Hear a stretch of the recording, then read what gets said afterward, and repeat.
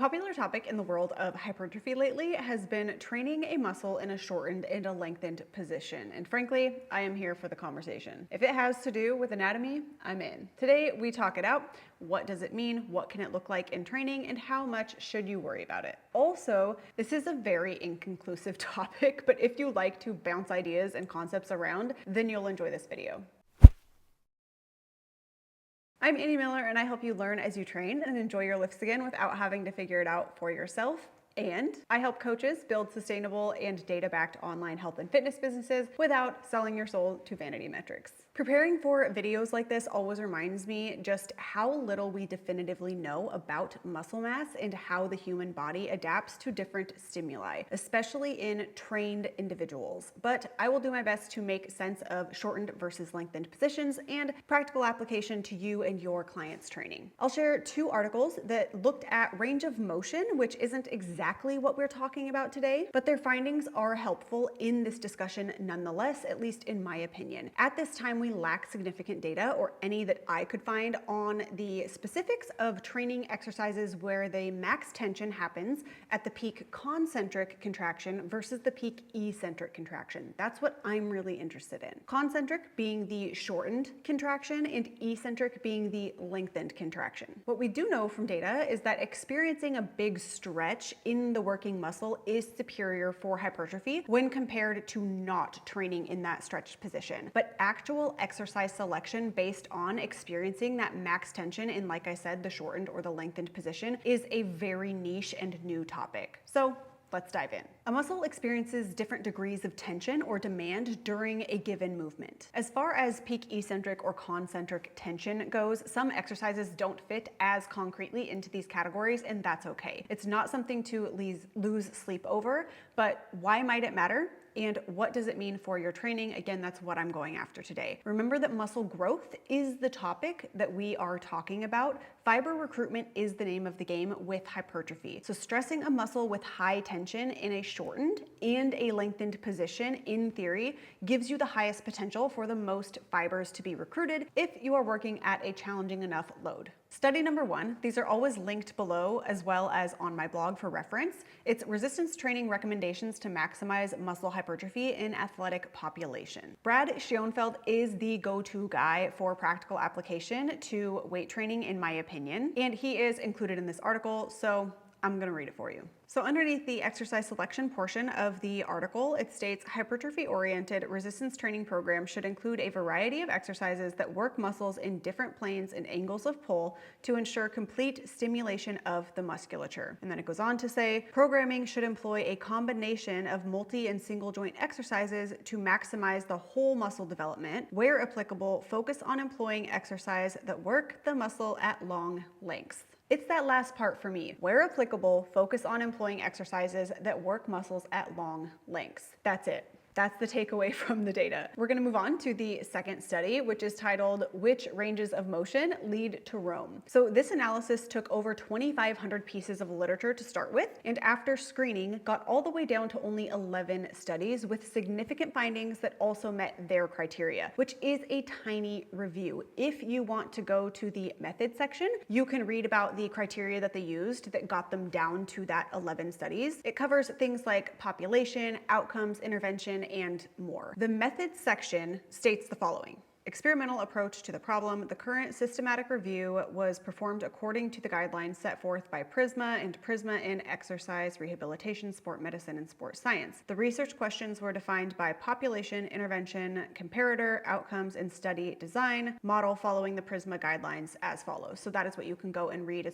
They'll go through every single one of those and all of the criteria that needed to be met. And again, that's why they got to those 11 studies from 2,500, which is a small study now, that it's only 11 studies, but the fact that they actually got it down to certain criteria is really important, and to me, what gives credit to the article. It's just a really great article, so be sure to go check it out. This analysis was actually looking at range of motion and full versus partial reps for hypertrophy. They did note that the findings should be considered preliminary because, as I said, we are gaining data on these topics, but it's still very early. Thus, a lot of this is going to be best guesses and inferences. Yay, science. I just want to actually set the tone for you so you're not taking any of this as proof or definite information. This is the point I wanted to share in regards to the muscle worked at short or long positions. This is pulled from their abstract, which is a lovely conclusion, but we all know that you need to read deeper than the abstract to get the full picture. In conclusion, evidence suggests that when training at a longer muscle length through either partial range of motion or full range of motion, some muscles such as the quadriceps femoris, biceps brachii, triceps brachii tend to experience optimal growth. Thus, the use of partial range in the initial part of the excursion in combination with full range training should be considered when prescribing hypertrophy-oriented resistance training programs. Let us dig a bit further. The analysis further states, recent studies have found that partial range of motion performed in the initial part of the range of motion of the concentric muscle action, i.e. at longer muscle lengths, elicits greater hypertrophy compared with partial range of motion performed in the final part of the range of motion, i.e. the shorter muscle length, and is comparable with or even more effective than training with full range of motion. What that is saying is, at the very least, we should be including or maybe even favoring lengthened positions if muscle growth is the goal. This analysis, again, was looking at full versus partial reps, another fun topic, but the findings, as you can see, also open the conversation for that shortened or lengthened position due to where in the movement those partial reps were taking place. In most cases, hypertrophy was greater via partial reps in the lengthened position. Partial or full reps may be less important if the movement is including that end range lengthened position. And for reference, both of the studies mainly looked at elbow and knee flexion, both the flexors and extenders. So for example, these preliminary findings are suggesting that if doing a bicep curl, whether you're doing a partial or full rep, the more lengthened position may be more important than the shortened position. Essentially, that is saying that in the lengthened position at the bottom of the bicep, it's more important for you to experience tension here if you're doing a partial rep or a full rep than the top of that concentric contraction where it's shortening. This is less important than this position under tension if muscle growth is the goal. Does that make sense, or am I making this more confusing for you? Let me know down in the comments below. I'm trying my best. The lengthened idea also has possible mobility and overall joint health benefits. The stronger our tissues are in different positions and ranges, the more resilient the tissue is going to be. These exercises we are going to go over are comparing an exercise that experiences max tension at the shortened position versus the lengthened position for the same muscle group. You can think of the most tension being the most challenging portion or range of the exercise in terms of contraction. I like to say what portion of the exercise would be hardest to hold isometrically. That's likely where you're going to be experiencing the most tension. You'll see how this makes sense as we go through the exercise examples. Let's look at a hip thrust versus a curtsy lunge. The hip thrust is the shortened position for the glute. The max tension is at the top of that contraction. Whereas in the curtsy lunge, the glutes experience the tension in the bottom position when the glutes are lengthened and stretched. In theory, in my partially educated opinion, you'd experience the highest hypertrophic effect by doing, say, a 1 1/4 rep at the top of a hip thrust versus at the bottom. Now, maybe that's contrary to some of the studies that we have saying you need that lengthened position. For me, I would not give a client 1 1/4 reps at the bottom of a hip thrust. I would do them at the top. Maybe I'm wrong. Maybe I will make a video on how I was wrong someday in the future. And on the contrary, I would have a client do a 1 1/4 rep at the bottom of a curtsy lunge when it is in that lengthened position, because to me, the most tension is going to be at the top of the hip thrust and at the bottom of the curtsy lunge. So maybe you can see that my question remains, even if the max tension, which we would have to actually test, is experienced at the peak shortened concentric contraction, do we still favor the lengthened position if hypertrophy is the goal? That is what I am trying to figure out here. I don't know, because we need more research, and I am fully willing to be wrong, like I said. let's move on. For a different muscle, let's look at the lats. You can see a supine lat pullover would be the lengthened position. To me, that's where you would experience the most tension via gravity. And then a lat pull down, which you would experience the most tension at the bottom of that in the shortened position. Technically, in that shortened portion of the lat pullover, when the arm is perpendicular to the floor, there is little to no tension in the lats. All of the tension is going to happen in that overhead lengthened position, thanks to, like I said, gravity.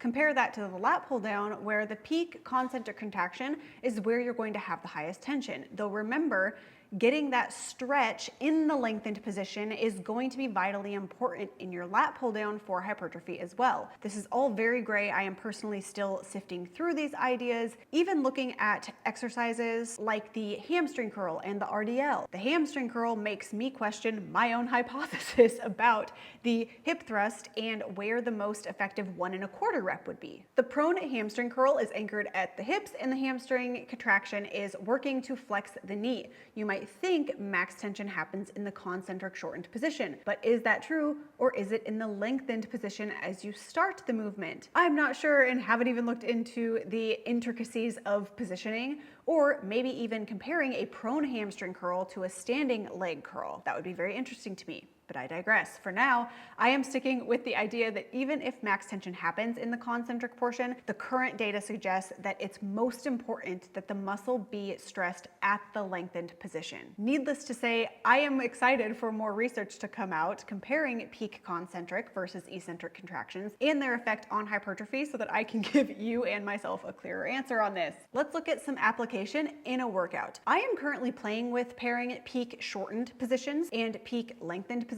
as supersets within my own workouts. If anything, we do know from research that stressing a muscle at various positions is advantageous for hypertrophy, so nothing lost in toying with these different exercises. Include them in the same workout but not paired as single sets.